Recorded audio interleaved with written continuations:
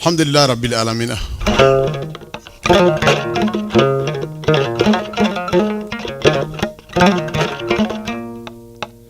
Alhamdulillah Rabbil Alamin.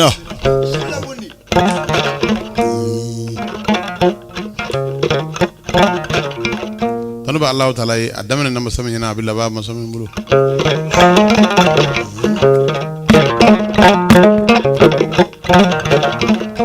Afara alamin mo ko jilli jalali.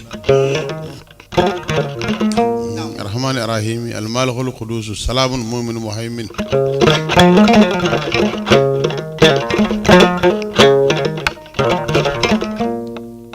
Katoka da baka Al-Qur'an bayan ngono ko araju ni shaburu.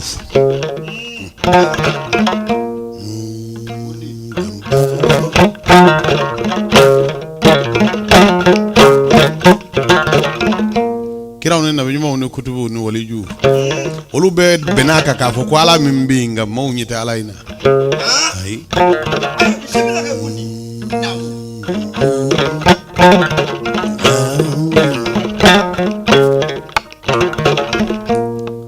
ala indoni ka gelende wallahi ala weli bade ka janga ala don ba manja ma do bi sika weli nga te ala don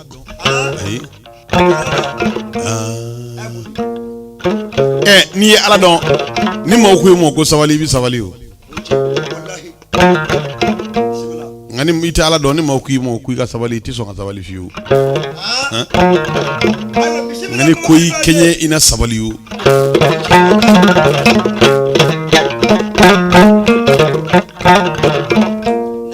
ala ko angata no farida duru wajibi do ala wetana kono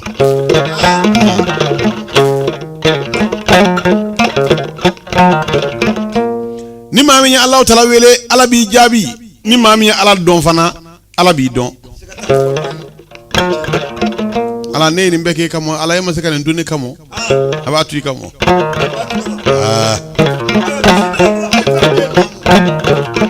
nanya ala tanu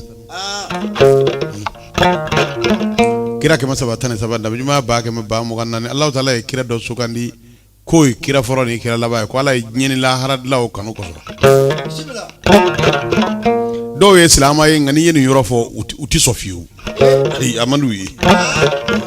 e we ala ka jide fo nga na foro ko nyeni la harad la kanu ko so eti dawra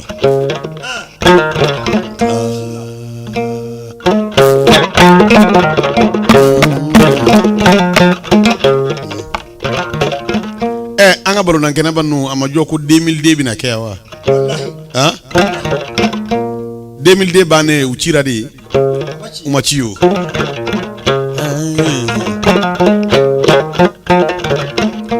sani ka machi officiel usi amikalu tika kono wa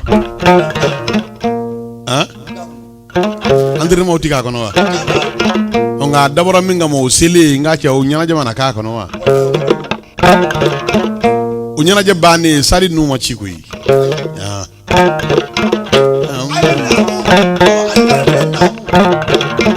ala fana nyini la harad lakira de kanu goso Muhammadu nuru dina Muhammadu kairu dina Muhammadu yomal kiyamati Muhammadu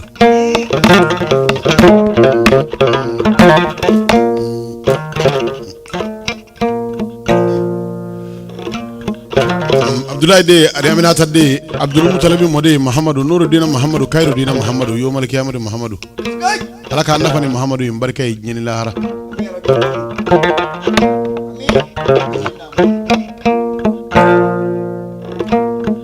ni Hamadia bundi kabo jamfola segu suba komini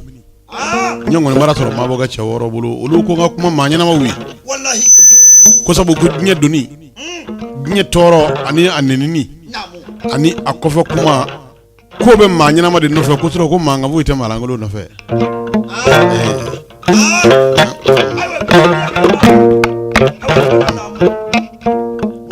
ko ni baro jale do ngodo ko baro jambe muso sebe dido de ka e so jene da baro sigi malangolo ka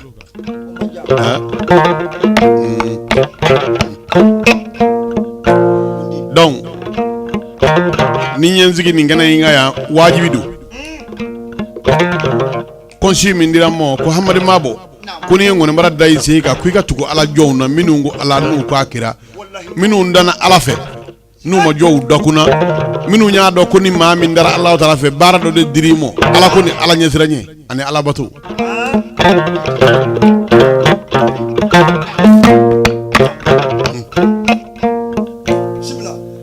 ngoni je bin influence ka ukoni mo ko shawheli lil baraya Muhammad Abdullah Sharu yeni yoro en kala ndong la ya da nyamina abin da domina odo ani majuma nyi nyo dorot lila ala aisha ngorotal kodda adam aisha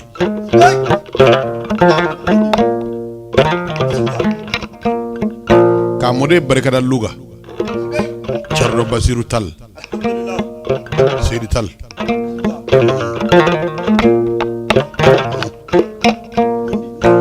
o Muhammad Abdullah Sharu abora Abdullah la Abdullah bora Shuadu bora bamana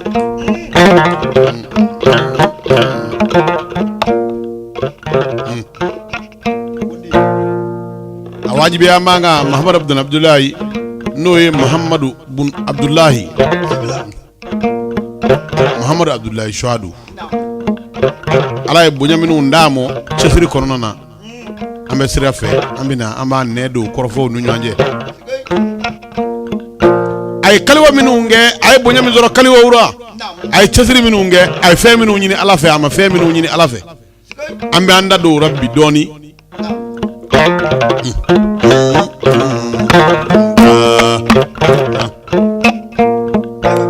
ka kega jatigu nyana je ani jatigi sengembalu aka mabo do hamadi mabo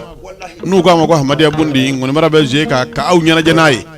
ay bara minunge ani akaka bara minunge anaye ma qualité minunyi ani chesiri minun bara ani manyana ma minun bara ni ati somala ngolo ya mo chugo minuna ka baro siga u togora ka do abe bara mina bara gelembadu nga u deme mbaye allah taala de mate manyana ma deme de allah de ba deme ko manyana ma jugu de kacha manyana ma jugu kacha de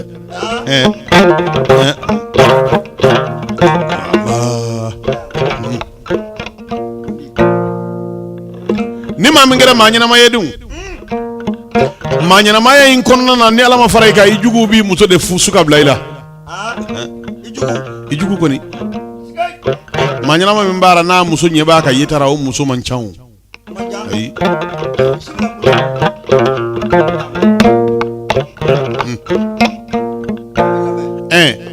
afara fama kan yi uba afara fama e manyana ma yi ni mi chugo do de ngui muso bi tinyede sabu nu ya avla ku demo ke ka jamana jamba ne ma so buta di musumo i muso fana ba fa ku yenna lo ma bu karta o minina e tu don ku karta do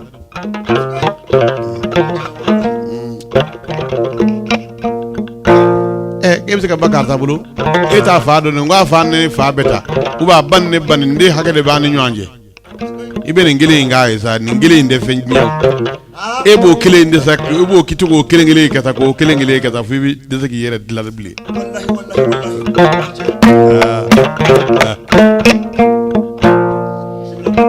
mami bike manyana maye ni be taki de soro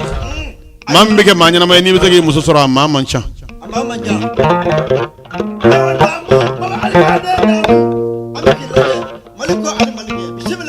kuna kamara ye ma ni ye muso nyana ma soro ngi bi nyu ana uda ini mama be nouveau kelina ni muso kanya tay ibi sara ni muso fara nyene ngudde de binye so bi buli yoro mena ibta toro be nyefe nga ubta sama yoro mena ba toro e temena nyefe muso nyuma be ma boko chamana ali cheka do ko ke bali ke chamana ibta toro muso de ba khe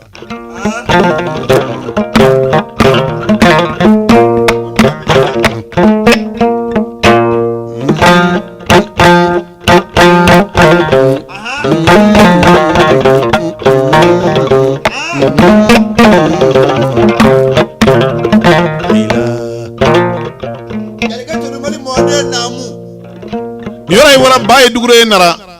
afara Muhammad Abdullah Shuadu afara Cherno Hadi Tal afara Cherno Amadou Fondo ni wara Cherno Amadou nu kamo ku shegu Amadou hamdallahi tan belal Amadou belal Seydou belal Boubacar Amadou belal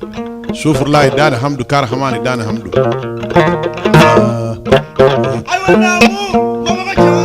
so neddo wuri duubi ujunere a anda ka so mayi fu amajjan samba gele ni yo soro samba gele ko fe ni maddo ni saray bitunu samba gele ko fe ibi fara kaburu do kaburu ka ani be kaburu e kana se ade kaburu do be akana fenzi ade kaburu do be ni yorola ya ngama nyana ma kaburu ma sito ujira nywana o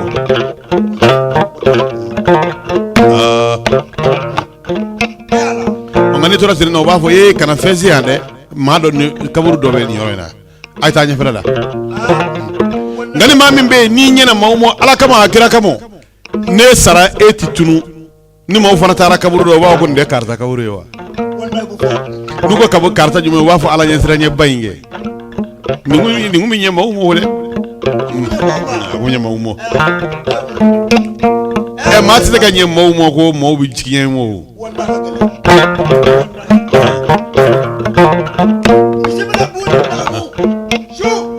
e wule maw ya kene neta o mana e rabe mi nge maw na eto fo de ay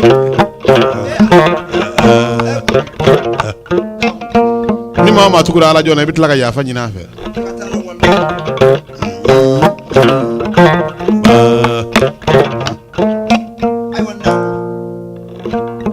Allah taala kele ka fo ko nanya tanu ay Muhammadu ya Rasulullah irana anyo tanu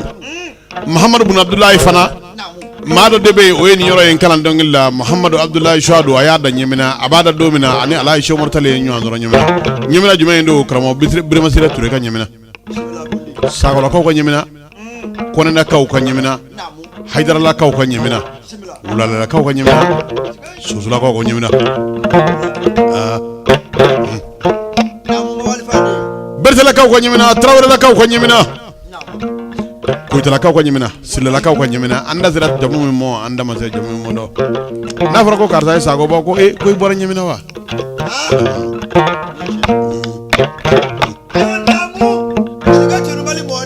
Muhammad Abdullah Shadu yeni nyoro en kala ndongil da ni ku yeni na ku yeni nyoro en kala ndongil da ni ku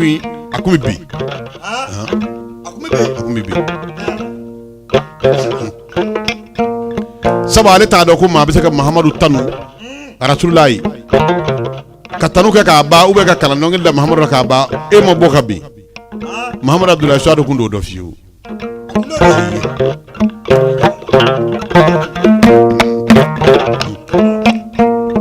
sabu na ku yen kalandongli ngono nana abe kalandongli da fabi bo hadama dan la hala kono hadama de la hala dama dawdi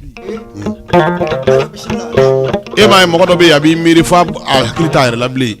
ni tira la so kana hadama de hogumu kono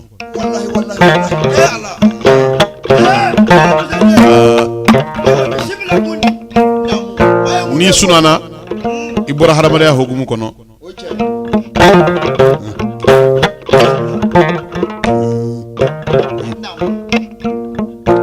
ni sirana alanya kodugo kiga alanya siranya jonyi ibu bo hadama da hukumu kono mawbi giri fengo fena eti giro na bli ali mawbi giri selini sunga eti giro kabli ay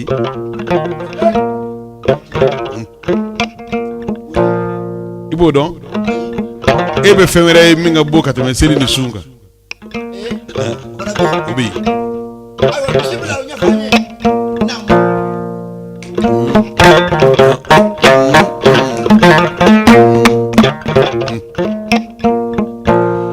kahina mauna ala kama akira kama ka nyuma ka ala yare jati kama ka ke mai sida mamina kaka o soro de ka teli ka teme sili soro ka ala soro do ye telimani yu silama ka koni seli sarti de o bina Allah taala ke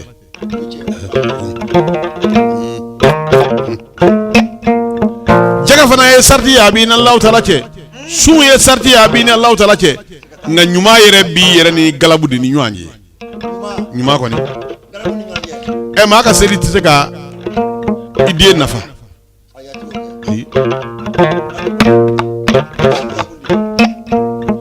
ma de te foyi sɔrɔ i ka sun na hali kelen nka maa den bɛ hɛrɛ sɔrɔ i ka ɲuman na n'i ye ɲuman kɛ walidenw ye dɔrɔn i yɛrɛ denw bɛ lafiya n'i ye walidenw tɔɲɔ dɔrɔn i yɛrɛ denw bɛ tɔɔrɔ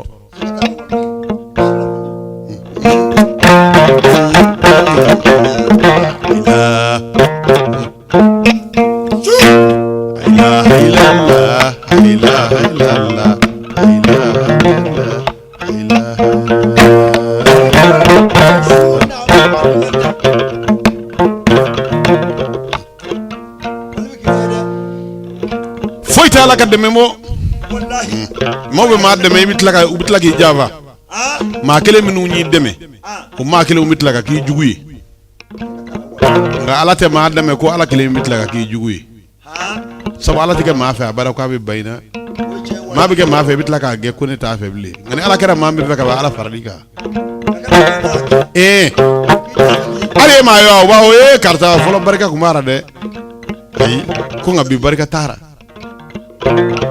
barika kun dara maa mandi de kun don sinon barika ti don maa na ala bolo ka tila ka bɔ o ayi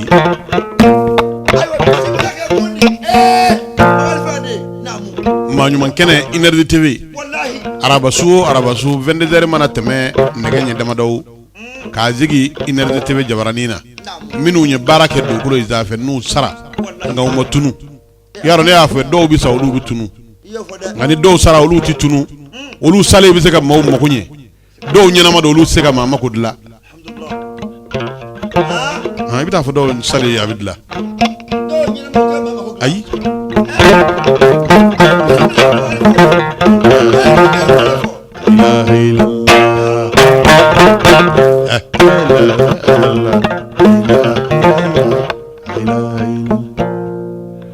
ni ɲɛ sɔrɔ sigi ni yɔrɔ in kan n bɛ maa ma fama ta barika da Girimajɔ Morikɛ kɔni fɛn min kɛ mɛ ka sogo dɔgɔya ala ɲɛ siran ye ani ala wele o de kɛ mɛ ka sogo in dɔgɔya o ani a bɛ miiri min na fantanw jigi sigili maa ma fama ta famana Morikɛ i ni su denmisɛnnin cɛkɔrɔba maa ma fama ta i ni su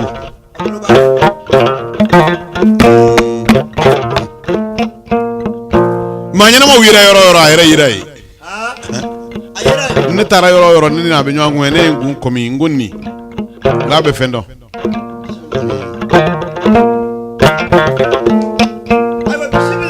maa min tɛ fɛn dɔn i b'o dɔn dugukolo sanfɛ wa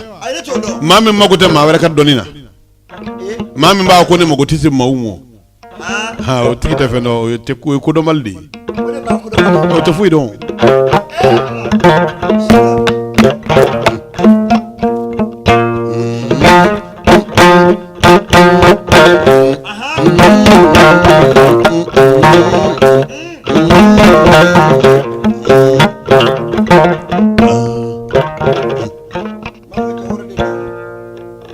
maa dɔ b'a fɔ ko ne ye tɔrɔkatigi ye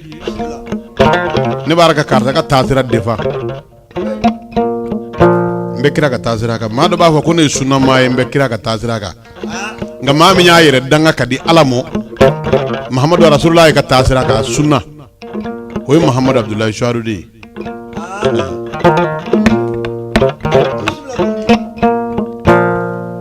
Muhamadu Abdulayi Suwadu a bɔra Abdulayi la Abdulayi ye samina nɛgɛ kaliwara Abdulayi bɔra Suwadu la o ye samina nɛgɛ kaliwara Suwadu bɔra Bamanan Bama ye samina nɛgɛ kaliwara Muhamadu Abdulayi Suwadu yɛrɛ ye san 7 nɛgɛ kaliwara Atifu kumana fɛ ko a ka bɔ kaliwara ko a ye fɛn min ɲini ala fɛ ko ala ko a sɔnna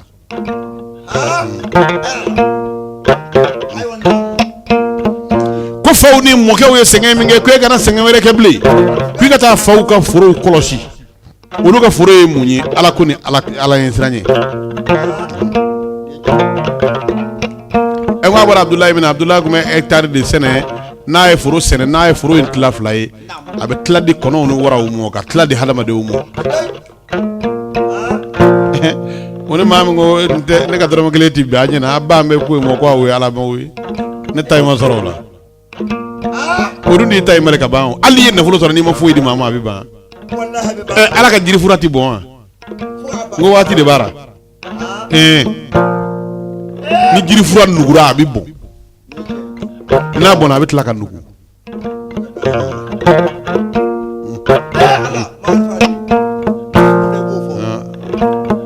don de ala dɔnbɔ o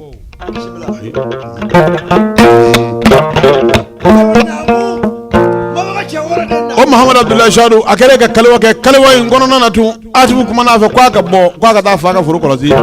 a bɔra kuma min na n'a nana o y'a sɔrɔ dɔgɔkɛ bɛ yen u b'a fɔ o ma ko Aba Mangali o Aba Mangali in de dalen don Kokaso o de bɛ Kokaso Aba Mangali Aba kɔrɔba Aba Mawdo Aba Mangali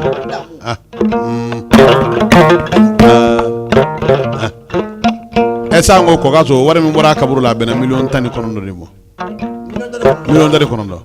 minnu ye hidiya bila ni minɛ a ye nin don a ye nin d'a bɔnnaw ma n ye n dafala a la denkora fini filɛ n kamana gannen kun don n ye 200 de ɲini ala fɛ n ko ni ala ne nin sera ka kɛ n bɛ nin d'a bɔnnaw ma 200 1000 1000 20 million 19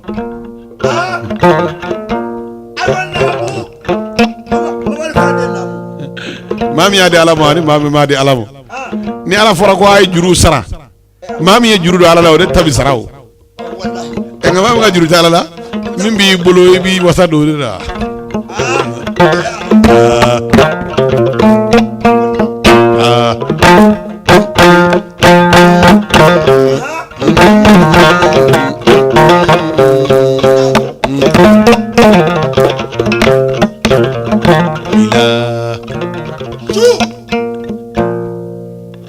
ay tata ina wele chakoroba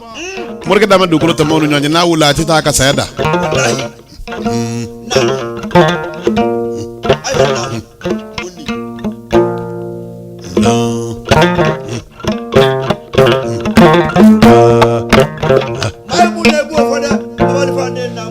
shakuli kadi yoro yi ay kanga shekuba wele dama kanga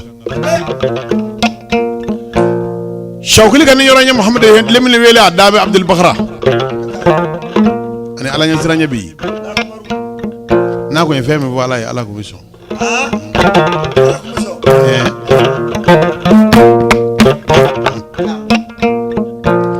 Muhammad Abdullah Shadu ne o fiye o ngabona minu na be sambina ne ke ale re san wolo blange feme bi kuma ma nyuma o be o kuma na fe yaro mado be sitane be kuma ufe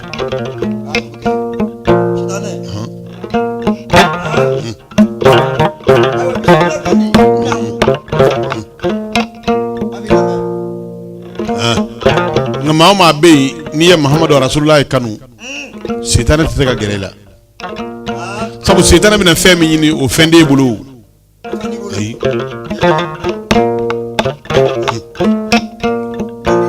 mado be ala nyini nkono na fedo bi na kwali alai ku ka boko la nyini sabatira agara Sheikh Abdul Qadir Jilani nawo ay kalewa ngono na ala sitana na kuma fa kwali di alai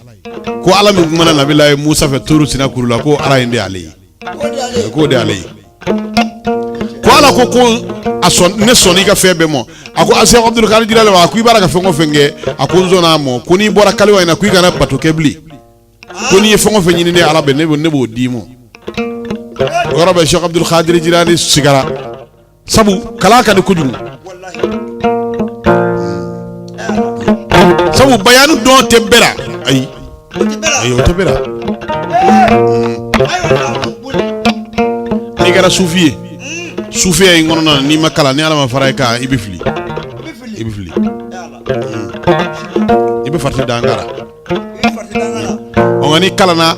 e ma e femi ngala ne siramo ubeni ma ya kinyena ngwi ba do ko ne femi ngala ko yindi na fara ko kala ka de ngode do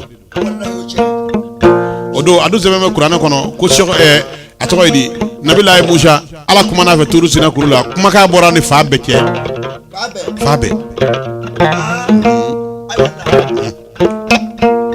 kuma ka min ngumbi bo nabillahi Musa fawera klo bame farga jibe be kuma ka imme ni kuma ka wora fana noro de be kuma ka ina ni ya me kuma ka ngadi chugumina iti feke ite kuma ka fu imme dugulo ta febli kuma ka min no kuma ka nye kilinyi woro ko tan nabillahi Musa nani ala ko mi kuma turu sina kulula ni korfo damene na tifa korfo yi ngaba ay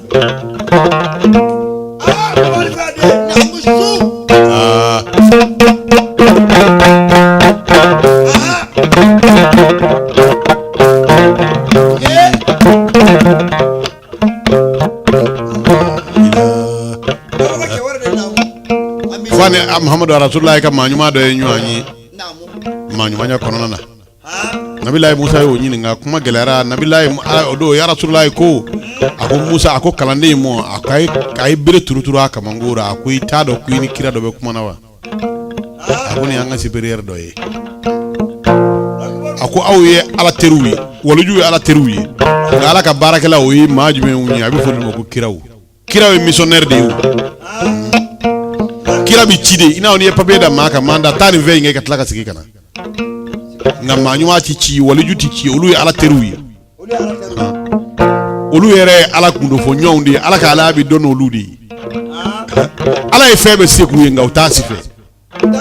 ina o shoka ba onu nywana o koni tamani ngoni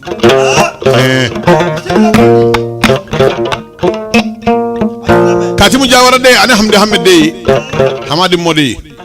abokar tuluma sama Cheikhul Anda Cheikhul Munya Cheikh Malla Shidali Cheikh Abba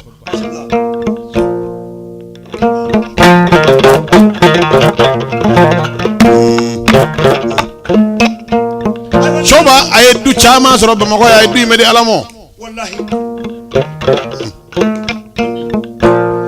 show feminu nge aya bedi Allah taala mo ni ma fe do ka babara mabawa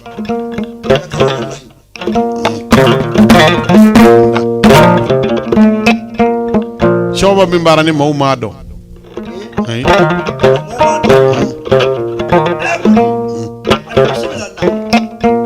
mado be ni olu do etet longura ko yi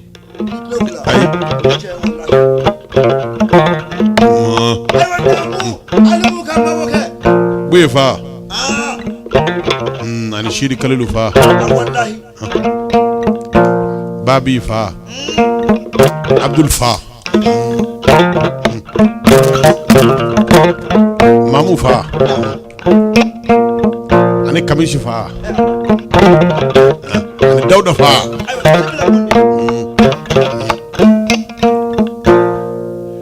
ani mame fa ani Mamudu fa shoba ala ka hinande salama subera morke nya ka boke fukata ta ka sa ma fenga mana nazigira shawguli kera ka andi ka to ya bada sabu an naga chokor wajira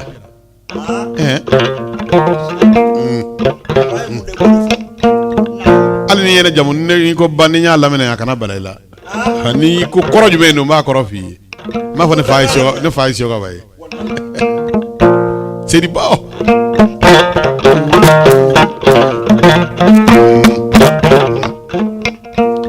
morke marana kala ray bay shoko babba c'est di ba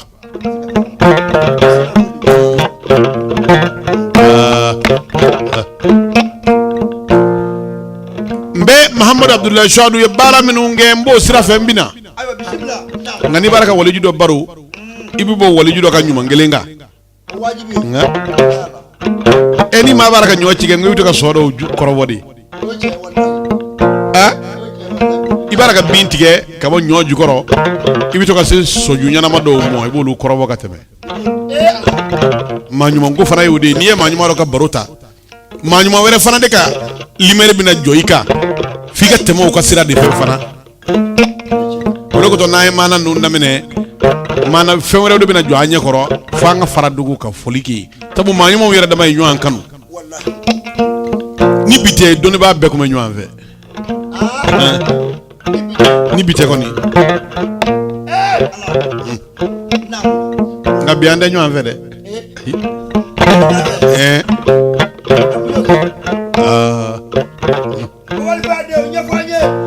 angara dien fe folo ala maire ma be ku ye ala joni e era ka fe bi doni ka ala joni bi doni munyi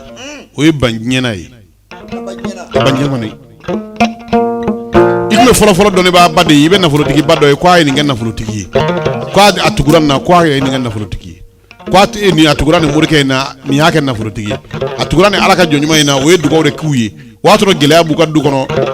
o de gele ngaje we du kele ka dugo ka ba ko mamina Allah taala so ka here kuyi we denyi ni faabe fe o ma desoro utaru dafale alaka ni manyu mangeyna we desoro e ngoy ko mo re tama e folo anga bidu ni yeni ngara mo kenga etati miyaka moblu miyaka azansi wi miyaka febe wole bi foka ba peunga ma bi seka ken mbetigi ba sitede sabana Allah taala feme na ma gate gara yi sani mo soro anga ni fedo tura kan na tuka Allah taka mautui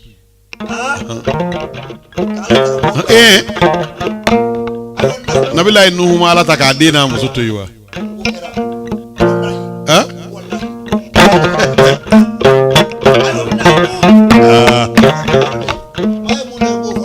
ni ma to tura kana ni fenye ngona na ikado ko alabey lebu ba ko fe me na fara ko mami ma nyana ma ka bango ma mala ngolo de bisuka blayla ul de bi blayla o ka daba ka moni ayta ni ndamo nayni mine ami yelala ayta ni ndamo nayni mine amela ko yoro sorala odo ko to na fara ko mami ma nyana may ube ni bolosi keri la ube na fara ko karta ala joni iwi hagli to hada madira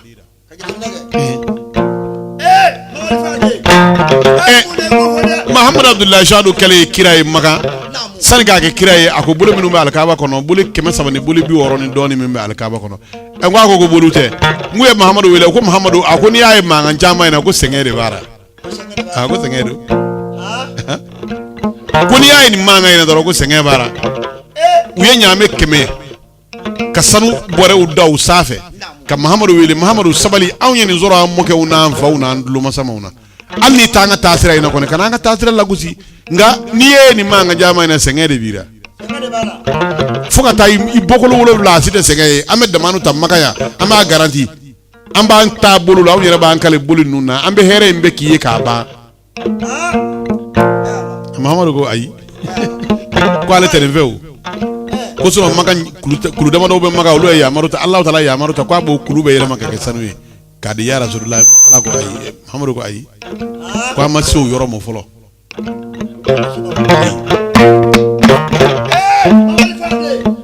kari kay kari o horonya islam ado kakari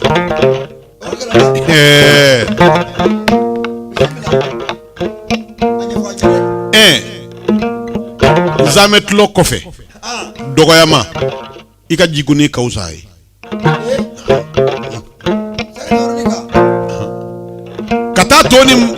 kata toni najidu makaso ni kuna duli ba kofe ikika jimi kaso o kausai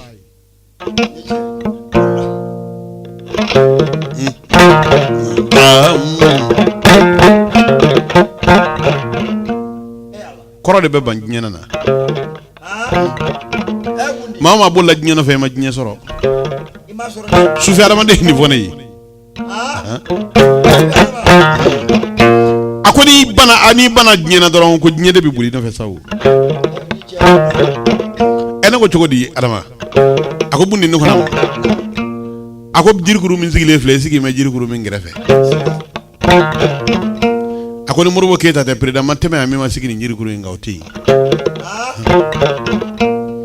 ako isigile fle ya wato ako odo ko na aka tiga nyimi nyanve abaraka tiga ora abaraka tiga nyimi